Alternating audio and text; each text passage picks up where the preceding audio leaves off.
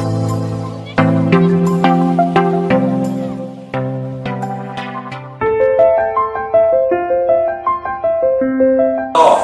On है, on camera on है।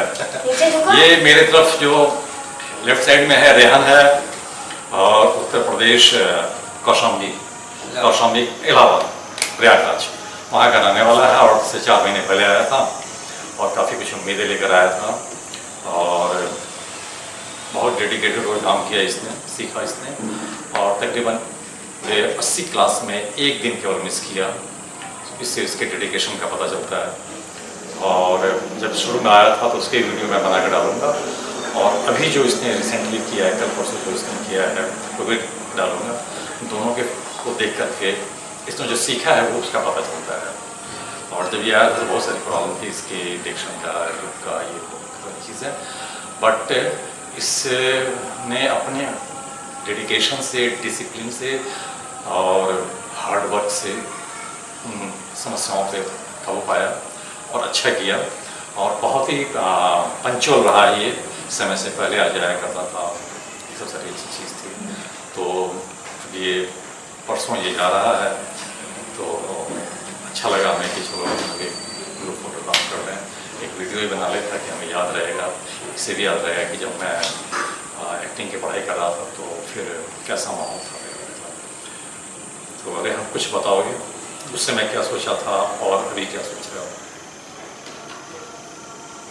Sir, सबसे पहले तो मैं आपका धन्यवाद करना चाहता हूँ। हाय, मेरा नाम रेहान खान है और मैं यूपी इलाहाबाद से हूँ। जैसे कि मैं उम्मीदें लेकर आया था कि यहाँ पर कुछ सीखूँगा, मेरे साथ वैसा ही हुआ। मैं सर का बहुत बहुत शुक्रगुजार हूँ। मुझे बहुत अच्छा लगा और बहुत ही मेहनत से मुझे सिखाया, और सर को ऐसा लगता है कि रेहान का बहुत कुछ छूट रहा है, लेकिन मैं फुल सेटिस्फाइड हूँ कि मैं बहुत कुछ सीख कर जा रहा हूँ। एक और भी था कि मैं रेहान को पहले बताया, रेहान आके 4-5 दिन क्लास किया, डेमो क्लास किया। मैंने कहा कि रेहान 1 दिन नहीं 5-6 दिन आओ, जब तुम सेटिस्फाई हो जाओ तभी एडमिशन लेना। क्योंकि रेहान एक मेरे मित्र के थ्रू आया था, तो मेरे मित्र का मुझे भरोसा था कि नहीं देवा सर बहुत अच्छा सिखाएंगे उसको। और मैंने कहा कि रेहान यहाँ बहुत सारे लोग तुम्हें, बहुत सारे इंस्टीट्यूट मिल जाएंगे, सिखाने वाले लोग मिल जाएंगे और बड़ी बातें करेंगे, है ना। उनका सब कुछ क्लासरूम ये वो बड़ा चकाचक मिलेगा तुम्हें। तो लोग अक्सर उससे चकाचौंध में पढ़ करके बहुत सारी चीज़ें मिस कर जाते हैं, सीख नहीं पाते हैं। वो कब उनका 3 और 4 महीने कब उनका बीत जाता है उनको पता नहीं चलता, और जब वो सीख करके बाहर निकलते हैं, ऑडिशन देते हैं, तब उनको पता चलता है कि मैं कितने पानी में हूँ, मैंने कितना सीखा है। लेकिन तब तो बहुत देर हो चुकी होती है, और 6 महीना साल भर मेहनत करने के बाद, ऑडिशन देने के बाद वो होना तो है नहीं। क्योंकि अगर आपको काम ही नहीं आएगा तो काम कौन देगा, जो मैं अक्सर बोलता हूँ। और फिर उनको पास 2 ही चारा होता है कि वापस घर जाए या बॉम्बे में रह करके कोई दूसरा काम करें। तो ये मैंने कहा कि रेहान तुम 5-6 दिन आओ, देखो। रेहान आया, 5-6 दिन आया, उसके बाद ये चला गया घर, क्योंकि बड़ा होम सिकनेस था, घर से कहीं बाहर निकला नहीं था।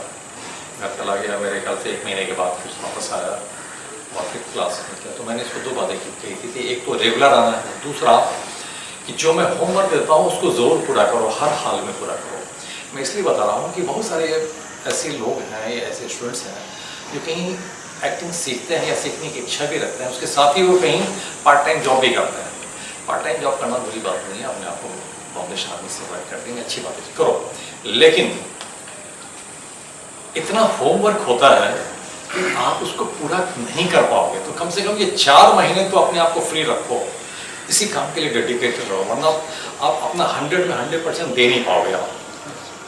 तो अगर मैं इतनी मेहनत से सिखाया भी और अगर आपने होमवर्क नहीं किया, उसकी प्रैक्टिस नहीं की, तो फिर वो उतना जो रिजल्ट चाहिए वो रिजल्ट मिल नहीं पाएगा आपको। और एक बार जब आपने काम सीख लिया तो क्या होता है कि आपका कॉन्फिडेंस लेवल काफ़ी बढ़ जाएगा, और आप जब ऑडिशन देंगे, ठीक है नहीं हो पा रहा है, लेकिन आपके अंदर रहेगा कि यार एक बार केवल चांस मिल गया मुझे ना, मैं बिल्कुल प्रूफ कर दूँगा। और अपने यहाँ क्या होता है कि हर रोज़ कैमरा निकलता है, हर रोज लाइटिंग होती है और हर रोज हम शूट करते हैं, हर रोज। तो 4 महीने यानी कि 80 क्लास के बाद वो इतने फैमिलियर हो जाते हैं कि उनको कुछ बताने की जरूरत नहीं पड़ती कि उन्हें एंगल शॉट्स ये वो कुछ भी बताने की जरूरत नहीं पड़ती। वो अपने आप केवल कैमरा देख करके और मॉनिटर देख करके उनको पता लग जाता है कि क्या होने वाला है। तो यही जब शूटिंग के दरमियान जाएंगे, सेट पे जाएंगे, तो बिल्कुल वहाँ उनको वही माहौल मिलेगा, वही चीज़ें मिलेंगी और ज़्यादा भी उनको हिचकिचाहट नहीं होगी, बिल्कुल इसमें। और बाकी सब जगह में होता है क्या है, जो सिखाने वाले लोग हैं most of them are actors, they are not director. और प्रॉब्लम वहीं से शुरू हो जाती है। और उसमें भी थिएटर वाले सबसे ज़्यादा हैं जिनका कैमरा से कोई वास्ता नहीं होता। और फिर जो होता है वो फिर उसके बाद ही पता चलता है जब वो वहाँ से सीख करके निकलते हैं। तो मैं इस आज का ये जो फेयरवेल है इसमें यही बात कहूँगा कि जिस तरह आप अपने जीवन संगिनी चुनते हैं तो बड़ा देखभाल करके चुनते हैं कि उसकी जन्मपत्री देखते हैं, उनका कैरेक्टर देखते हैं, उसका खानदान देखते हैं, उसी तरह ये आपका कैरियर है। और कैरियर के लिए जो प्रोफेशनल टीचिंग है, टेक्निक्स सीखना है, वो उसके लिए जो गुरु आपने सेलेक्ट किया है उसका बेहतरीन ढंग से उनका बैकग्राउंड जानिए, उन्होंने क्या किया है, और वहाँ से जो स्टूडेंट्स निकले हैं वो क्या कर रहे हैं ये भी जानिए। और उस जो पास करके निकलते हैं उस स्टूडेंट से मिलिए और फीडबैक लीजिए। नहीं तो क्या होगा कि इस चकाचौंध में आएंगे और 3 महीने 4 महीने आपका कब बीत चुका होगा आपको पता नहीं चलेगा, और लाख 2 लाख 1.5 लाख 75,000 आपके खत्म हो चुके होंगे। तो गुरु का सिलेक्शन जो है बहुत सोच समझ करके कीजिए, तभी आपका कुछ होगा। धन्यवाद। कुछ बोलना है? हाँ, अब इस महीने के लास्ट तक आशुतोष भी इसका भी कोर्स पूरा हो चुका होगा और ये भी चला जाएगा। तो अभी फिलहाल कोर्स पूरा होने के बाद ये घर जाएगा और महीने भर के बाद फिर वापस आएगा, क्योंकि 4 महीने लगातार ही बॉम्बे में रह चुका है, तो थोड़ा सा होम सिकनेस भी हो गई है। तो वहाँ जाएगा तो जब फ्री हो जाएगा। तो आशुतोष बताओ। सर आपके बारे में जितना बोलूँ उतना कम है, लेकिन मैं सर से बहुत पहले ही मिल चुका हूँ, 2 साल करीब हो चुके हैं। तो एक क्लास थी, नाम नहीं लेना चाहूँगा, लेकिन वहाँ पे हम लोग मिले थे। महीने में सर की बस 4 क्लास होती थी, वो भी 1-1 घंटे की। तो मुझे लगा कि सर 1 घंटे में इतना कुछ बताते हैं, अगर इनकी क्लास कहीं हो तो कितनी नॉलेज मिलेगी वहाँ पे। तो ये मेरे मन में था और कहीं ना कहीं सर ने वैसा कर भी दिया। अनजाने में वो चाहे जैसे भी हो, मेरी मन की बात थी वो पूरी हुई। तो मैं उस टाइम पे घर पे था, मतलब जॉब कहीं कर रहा था। तो मुझे जैसे पता चला तो मैंने ये तो सोच लिया कि अभी मुंबई जाना है तो सर की क्लास करनी है पहले, उसके बाद ही देखेंगे आगे क्या करना है। तो जैसे मुझे मिला टाइम, मैं वापस चला आया और सर की क्लास के लिए। तो अभी उतना मैंने सोचा नहीं था, क्योंकि 4 क्लास पहले करी हुई थी, तो उतनी उम्मीद नहीं थी कहाँ तक हम लोग सीख सकते हैं। लेकिन जिस हिसाब से क्लास में सिखाया जाता है, जिस डिटेलिंग से, जितनी सर की मेहनत होती है, वो जितना बोला जाए उतना कम है। मतलब मैंने उम्मीद भी नहीं की थी सर इतने डिटेल में जाके हम लोग को सिखाएंगे। तो इनके बारे में जितना बोला जाए उतना कम है। इनसे बहुत इंस्पिरेशन मिलती है हम लोग को कि सर इतनी हार्ड वर्क करते हैं, मतलब हम लोग के लिए उतना कोई नहीं करेगा। बस अब ये है कि 3 घंटे का क्लास होता है हमारा। हाँ। तो मैं आधा घंटे पहले आ जाता हूँ और कोई बोल रहा है तुम आप लोग भी आधा घंटे पहले आ जाइए, तो 3.5 घंटे का हमारा क्लास हो चुका होता है। इसके अलावा सप्ताह में फ्राइडे, सैटरडे, संडे ये 3 दिन ऐसे होते हैं कि मेरे क्लास के बाद कुछ होता नहीं, अगर इस ऑडिटोरियम कुछ नहीं हो रहा हो तो फिर मैं क्लास को एक्सटेंड कर देता हूँ। फिर 3.5 घंटे की जगह 4, 4.5, 5, 5.5 घंटे तक क्लास चलता रहता है, जब तक ये सब थक ना जाए फिर बोलते हैं कि सर आप छोड़ दीजिए। तो ये है। तो मैं यही चाहता हूँ कि जो हमेशा बोलता हूँ कि भैया क्वालिटी पे ध्यान दो, कम खाओ मगर अच्छा खाओ, ठीक है ना।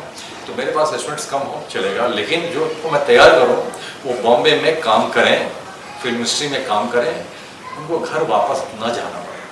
और ये अपना छोटा सा एक शुरू करने के पीछे रीज़न ये था कि जहाँ जहाँ मैंने इससे पहले पढ़ाया था वहाँ देखता था कि उनको जिनके इंस्टीट्यूट हैं उनका पूरा का पूरा ध्यान केवल एक ही बात पर होता था कि स्टूडेंट की संख्या बढ़ जाए और भरपूर पैसे कमाएं, और जो फैकल्टी का नाम ऐसे लोगों का रख लें जो कम पैसे में आते हो। तो क्या होता था कि जो स्टूडेंट्स होते थे, जो बेचारे कितने सपने लेकर के आते थे, वो सपने उनके पूरे नहीं हो पा रहे थे, क्योंकि वहाँ पे एक्टिंग सिखाने के नाम पे थिएटर की पढ़ाई करवा दी, जो बहुत कम पैसे में सिखाने वाले लोग होते थे, उनको फैकल्टी के तौर पर रख लिया जाता था। डिक्शन के नाम पे ऐसे लोगों को रख लिया जाता था जो कि अपडेट नहीं है। तो फिर वो, मैं एक बात मानता हूँ कि जैसे मेरे सपने मेरे लिए महत्वपूर्ण हैं, वैसे ही इनके सपने भी इनके लिए महत्वपूर्ण हैं। और ये अपना सपना पूरा करने के लिए बॉम्बे में आकर के फीस चुकाते हैं, कि एडमिशन लेते हैं, फीस चुकाते हैं, पैसे देते हैं। तो जिनको ये फीस देते हैं उनका कर्तव्य बनता है कि इनके सपने को पूरा करने की दिशा में कार्य करें, लेकिन हो नहीं पाता।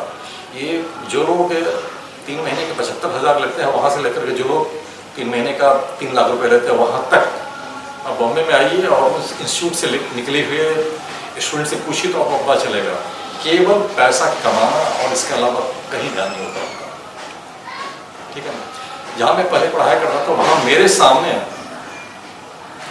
250 स्टूडेंट्स पास करके निकल गए। उस 250 में मुश्किल से 7-8 स्टूडेंट्स ऐसे होंगे जो बॉम्बे में टिके, बाकी सबको वापस घर जाना पड़ा।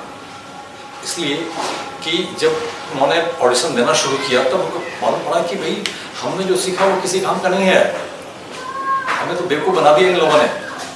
और जो 8 स्टूडेंट्स जो बॉम्बे में हैं, उसमें से तकरीबन 5 जो हैं उनका घर अपना है और इसलिए वो यहाँ है, और बाकी जो 3 हैं तो उन्होंने बिल्कुल ज़िद्दी टाइप के हैं कि नहीं, हमें कुछ भी हो जाए, हमें यहाँ रहना ही है और काम करना है।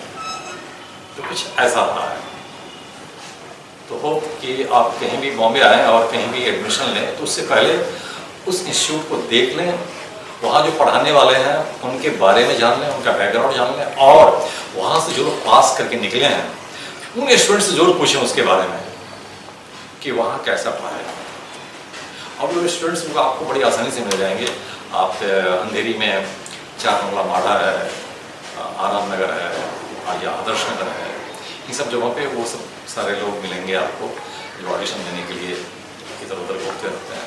उनसे मिलिए और फिर उनसे बातें कीजिए तो आपको एग्जैक्टली पता चलेगा कि वो जिस इंस्टीट्यूट से पास होकर निकले थे उस इंस्टीट्यूट की जो गुणवत्ता है, क्वालिटी है पढ़ाने की, वो कैसी थी। उसके बाद आप एडमिशन लीजिए, क्योंकि जीवन में 3 चीज़ें ऐसी होती हैं जो कि आपके जीवन की दशा और दिशा को तय करती है।